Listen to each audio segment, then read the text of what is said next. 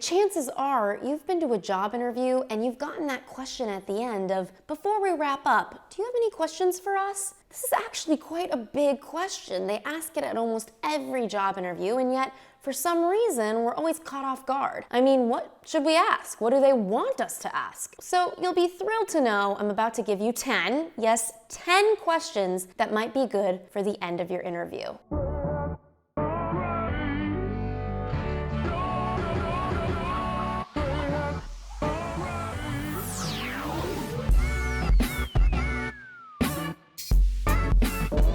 Hello friends, I'm AshleyStahl, career expert, host of the U-Turn podcast, and author of the best-selling book also named U-Turn.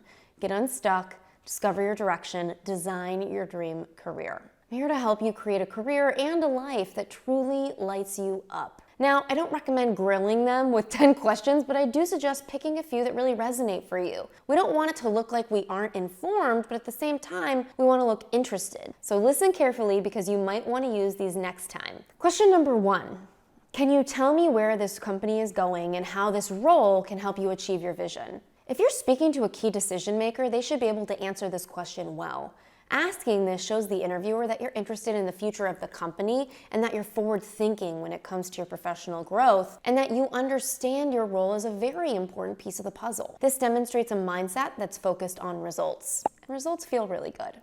Number 2, how would you describe the company's culture? This isn't just a question that will impress the interviewer, but it's a question that you should know the answer to before jumping into a new job. Whether you research on websites like glassdoor.com to find out, or you ask outright. It'll give you an overall idea of the company's philosophy and how they satisfy their employees. For the interviewer, it'll show them that you care about finding the right cultural fit in your workplace. It shows that you care. Number 3, what do you love about working here? I like this question because it's one that not too many people ask, and people tend to be honest and open with it, which builds information for you and connection with them. Plus, people love talking about themselves, interviewers included. Not only will it give you a further insight into the company culture, but it'll bring a more personal touch into the interview, which subconsciously everyone loves. Make sure to remember what they specifically share so you can mention it in your thank you email post-interview. Number 4, what are the challenges of this position, and what are some actions past employees have taken to create strong results?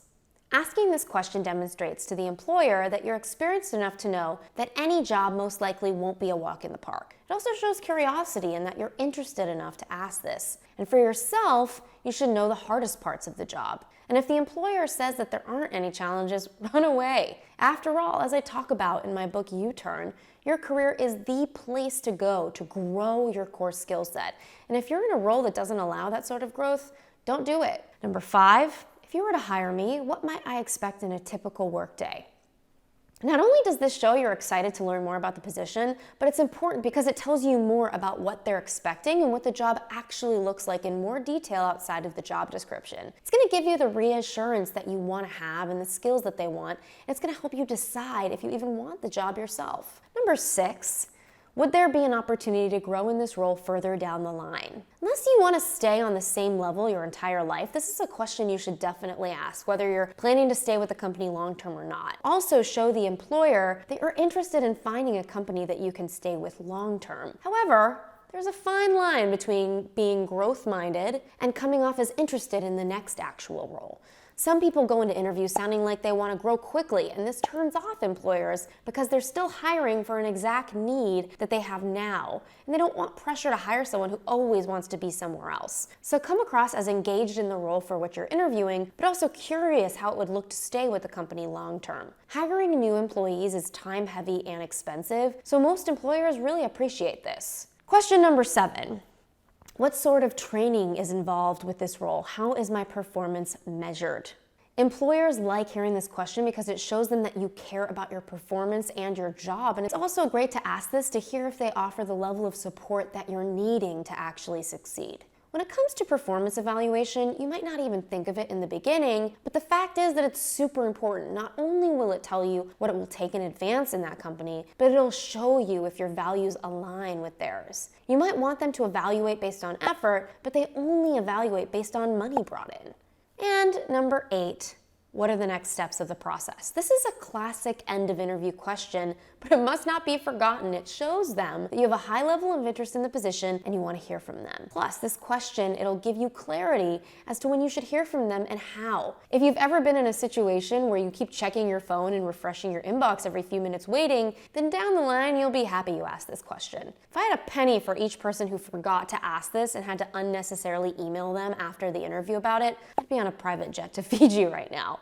Number 9, is there anything I haven't asked you that you think is important to know about working here? This is another good question that shows them that not only are you interested, but engaged and thorough. And it might give you more information you can use to leverage your application if asked for another interview round. And number 10, is there anything else I can provide you with to help with your decision? By now, they probably know you're interested in the position, but hey, would asking this question hurt? Anything that can show them your eagerness without coming across as too much is great. It also shows that you're a proactive person. So these are 10 key questions to consider asking at the end of your job interview.